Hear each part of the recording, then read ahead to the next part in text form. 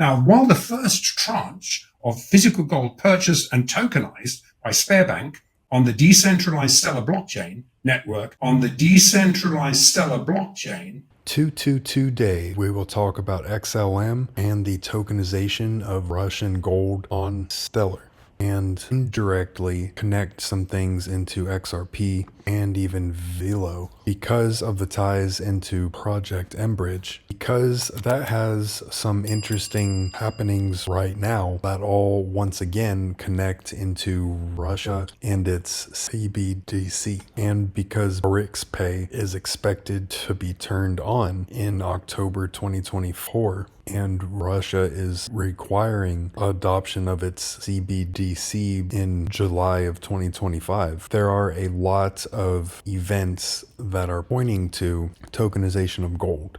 And here is one account of just that, as explained by Kinesis. Is the BIS laid their cards on the table a few months ago. Now, we've been tracking the evolution of the BIS currency after they reacted to the early beta testing of Glaznev's Option 2 tokenized gold-backed commodity currency in January 2023. Now, after correctly weighing up the scope and scale of the de-dollarization effect that this BRICS adopted gold-backed token would have, the BIS, this is important, the BIS chose collaboration, whereas the Fed chose confrontation, significantly widening this divergent BIS to Fed path. Now, let's connect the bigger dots from the first sign.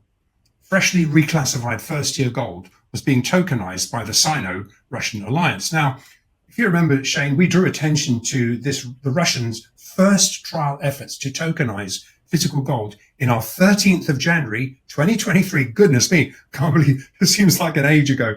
But yeah, the 13th of January, 2023 was our first episode of 2023, and which we immediately picked up by no coincidence, directly following the BIS revaluing physical gold on that day as a first-year asset class.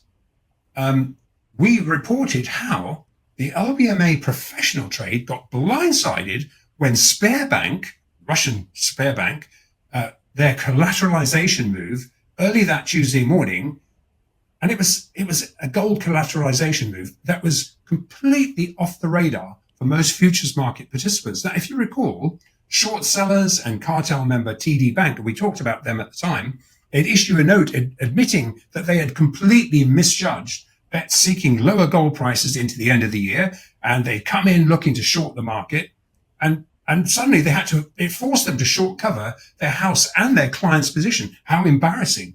I mean, they were wrong-footed, and their words still ring in my mind. Who in the world is the mystery buyer driving prices higher? Their words, as we printed it, as it was printed in at the time. Now, they weren't alone. What this did was left the ring-fenced CME LBMA multi-trillion-dollar derivative trade extremely wrong-footed.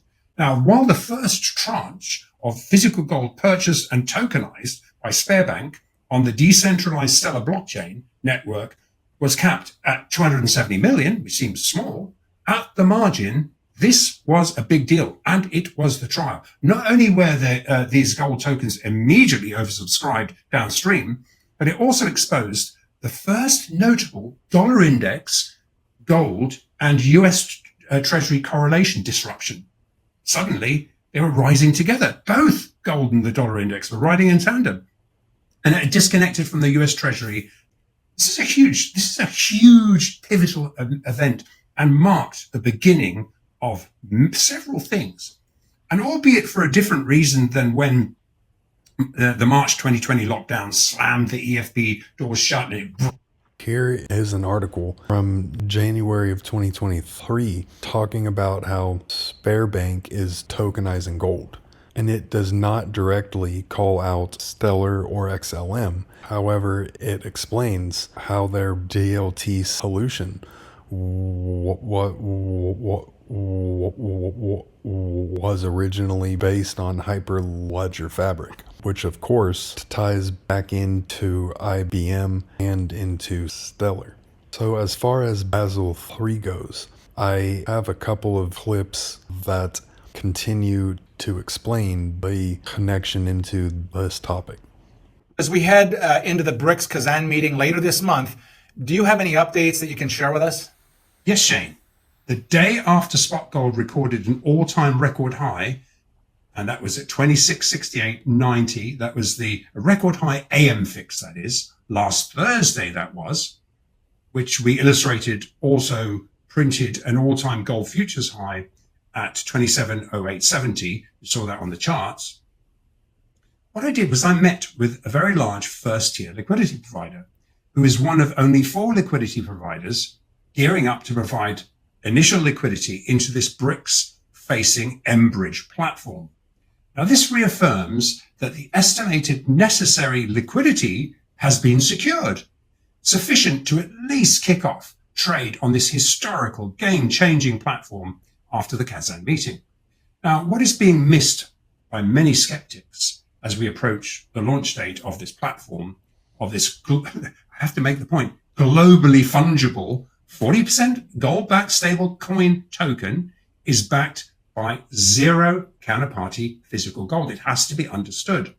Given this platform has front-run several other initiatives also yet to roll out, including Glaziev's beta-tested gold-backed commodity currency that we've been tracking for about a year and a half, it's no coincidence that the BIS had positioned itself long gold ahead of reclassifying gold as a first-tier asset class in January 2023, well ahead of its debut launch on the 22nd of October upcoming.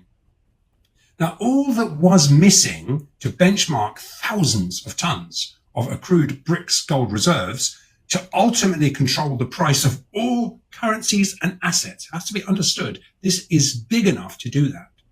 It needs to be sufficiently liquid, and this sufficiently liquid decentralized, and I will make the point, decentralized trading platform utilizes a non-dollar denominated gold benchmark. So this BIS sanctioned mBridge 40% gold-backed stablecoin is readying to launch in just actually when you get this on Friday, it's just 12 global market trading sessions away from when this, as I say, from when you get this.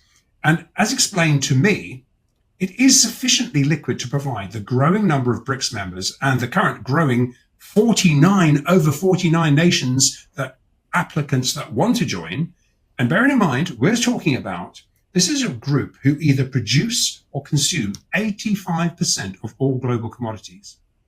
So what it needs to do is needs to be liquid enough to provide the necessary alternative sanction-proofed, de-dollarized means of exchange that they all seek, especially as gold is expected to hit 2,900 by the end of 2025. However, there is a financial accounting manual for Federal Reserve banks that explains how the Treasury Secretary can instruct the Federal Reserve to revalue gold on the U.S. government's balance sheet. And he also adds how it will likely be revalued to over 20,000 per ounce.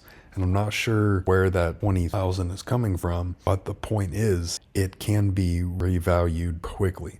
And on the topic of how Russia can circumvent US sanctions because of crypto and DLT, it has been documented that Russia plans to use cryptocurrency exchanges to bypass US sanctions and conduct international transactions in crypto, which ties right back into BRICS Pay. And it is an interesting coincidence that Kinesis itself is a fork of Stellar.